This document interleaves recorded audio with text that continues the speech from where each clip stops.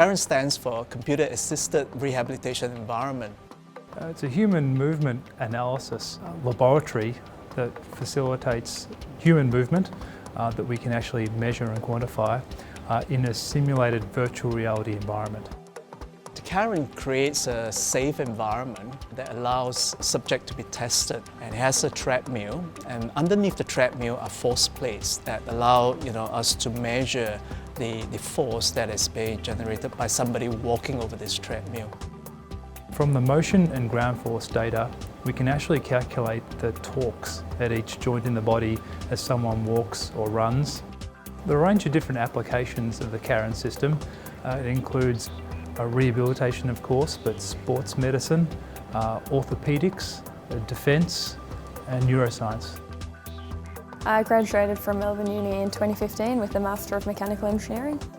I work in gas and power marketing full-time and then training for the AFLW in the evenings on the weekend.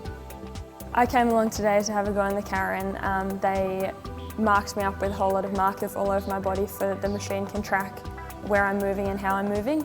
I could watch my body moving, the muscles that are working at any given time. I could see if I have any imbalances in my left and my right. So it's very cool to be able to look at all of that in real time. I'm a PhD student at Melbourne University, and my work lies in looking at the biomechanics of the lower limb. Specifically, my interest is in the anterior cruciate ligament, or ACL. By using the CAREN system, we try as much as possible to cause the individual to react in the same way they would do in a real life scenario, such as on a football field. And in doing so, we can rehabilitate them better, look at injury prevention better, and so on. When you get up onto the treadmill and there's a natural forest all around, you kind of get tricked into forgetting where you are, forgetting that you're in the lab environment. And walking on the treadmill felt very comfortable. I got into my natural gait and I didn't even remember that there were all the people there. You can actually see the muscles being activated, so they turn into green and then they turn into white, and basically that's the intensity of the muscle being activated at that point in time where the person is doing that specific motion. So around about in 2015, we've been very interested in the CAREN system. The reason being we want to move our research not just in the neuromuscular environment but also to the neuroscience environment to include cognition into our experiments. We got in touch with Motec Forcelink, and in 2016 we signed an MOU, and in 2017 we had the CAREN system installed in the University of Melbourne. This is the first system installed in Australia.